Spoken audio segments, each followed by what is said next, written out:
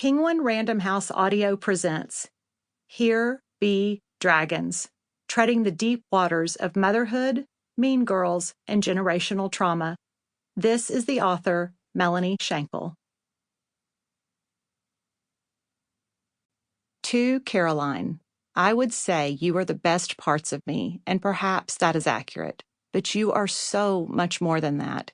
You are a warrior, a wisdom seeker, and one of the funniest people I know. Being your mom is the greatest gift I've been given. I know I haven't done it perfectly, but I've done it with more love, intention, and admiration than you will ever know.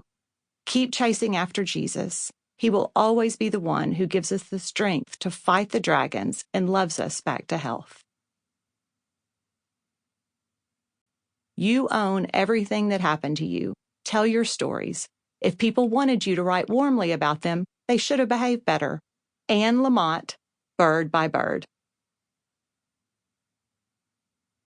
Introduction.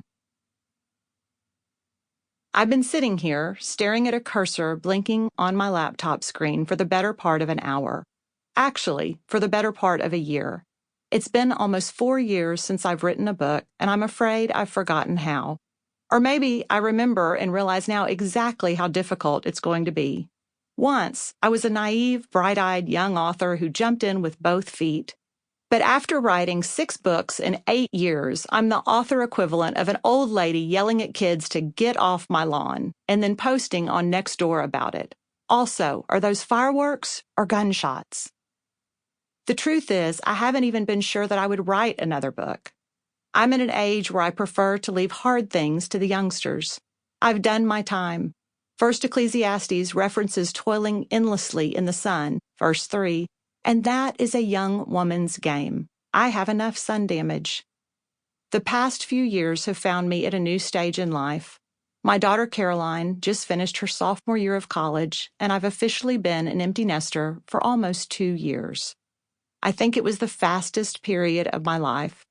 It's given me time to reflect on where I've been as a mother and a woman and where I'm headed, even though at 52, I continue to have days when I feel as though I'm still searching for a life vision.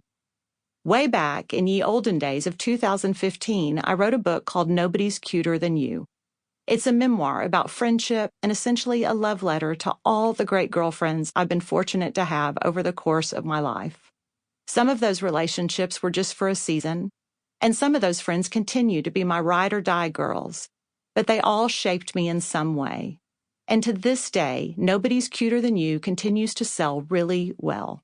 I could show you the sales numbers, but then you would be depressed at how few people actually buy books and read them, so I'll spare you that knowledge. Let's just say that 99.99% of all authors are not J.K. Rowling. But if anyone would like to license and build a Nobody's Cuter Than You theme park, please call me. Anyway, when I wrote that book, Caroline was 12 years old, just on the cusp of her teen years. We hadn't yet experienced any of the mean girl dynamics that people had warned me about. In fact, she'd made it all the way through 7th grade fairly unscathed. I thought that maybe her teen years were going to be easier than I'd been led to believe. Plus, I'd written an entire book on female friendship, which made me an expert for guiding her through high school, right? Let's say it together. Aw, buddy. If the past several years have taught us anything, it's that we never know what twists and turns we will face and what challenges lie ahead. And I will tell you, I wasn't prepared for what brand of Hades high school would wreak on my girl. I found myself floundering, seeking solutions that wouldn't come, and searching for that buried treasure of parenthood known as having the right answers. I'd never been more in need of some sort of map to show the way, or more aware that no such map was available. Parenting is life's equivalent of a pop quiz in the hardest class, covering a topic that was covered on a day you chose to sleep in. Which is to say, we are all, just in the words of Bon Jovi, living on a prayer. I'm not any sort of expert in ancient map making, but there are stories about cartographers during medieval times who marked maps with the Latin phrase hic sint dragones, which translates to here be dragons.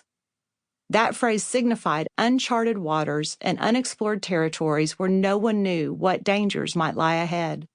Essentially, our whole life could be marked "Here be dragons," because we never know for sure what is waiting ahead. The August right before Caroline started her sophomore year in high school, she was playing in her first soccer tournament of the club season when she took a ball right to the face. Her nose immediately began to gush blood, and she had to run to the sideline because there are rules about bleeding on the field. I watched from the far sideline as she held a towel to her nose and wondered if she'd just messed up thousands of dollars in orthodontia and if I needed to take her to the emergency room. About that time, she changed into a teammate's clean jersey, ran back onto the field like nothing had ever happened, and proceeded to score 2 goals to close out the game. Little did we know then that getting nailed in the face with a soccer ball was basically going to be a metaphor for the rest of her high school years. I realize now that moment was what we call foreshadowing. And the following years were ones I don't think I'll ever forget. When people ask me about the hardest years of my life, I'll say high school, and I won't mean my own high school years. I'll mean hers. It's painful to watch the person you love more than anything fight difficult battles that you can't fight for her. You feel every bit of it so deeply, yet are powerless to make anything better. Those were the years when Caroline had to learn to stand strong for what she knew was right, even when it meant she might be alone as she stood up to mean girls. She had to make tough decisions about what is worth fighting for and when it's time to walk away. She learned that life isn't always fair and things don't always work out the way you think they should. She figured out that sometimes the only prize for making the right decisions is the peace that comes with knowing you did. She also figured out that maybe she needed to filter some of her thoughts and that she wasn't always right. And I had to do my best to parent every inch of that while also allowing her to learn how to stand on her own. What I didn't know at the beginning of this whole journey was the ways parenting would cause me to have to continue to heal and deal with my own past and the baggage I'd carried along the way. It was a catalyst that made me realize that the first mean girl I ever faced was my own mother. Can you say generational trauma? I knew you could. I prayed since the day Caroline was born that God would make her strong, confident, and brave. I just didn't think about the dragon she'd have to conquer to forge those characteristics. I didn't realize the bridges that would have to be burned and the healing that God would have to continue to do in my own life so my child could grow up in an emotionally healthy environment and become a strong, independent, well-adjusted woman in her own right. Caroline took a lot of hits, and it was hard to watch, even though I knew those were the very things that were making her into the person God meant for her to become.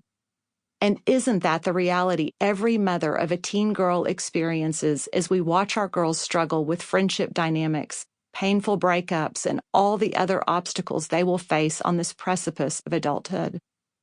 A mother's heart is stitched together with the most tender of materials, so we feel everything.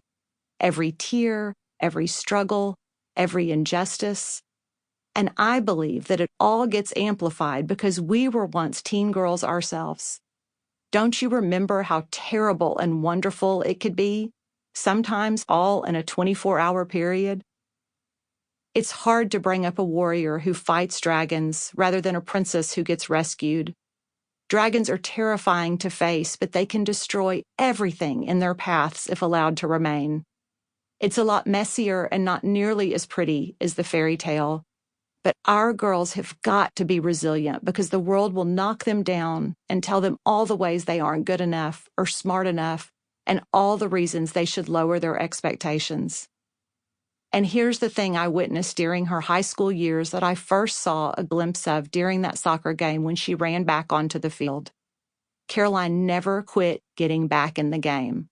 She took her hits, wiped off the blood and tears, and got back up over and over again, even though sometimes she got a little belligerent with both the referees and her parents. Meanwhile, I did my best to cheer her on, pray like I'd never prayed before, and equip her to fight the dragons she encountered. My husband Perry and I trusted God every step of the way and did our best to point her to Him in every aspect of her life. Sample complete. Ready to continue?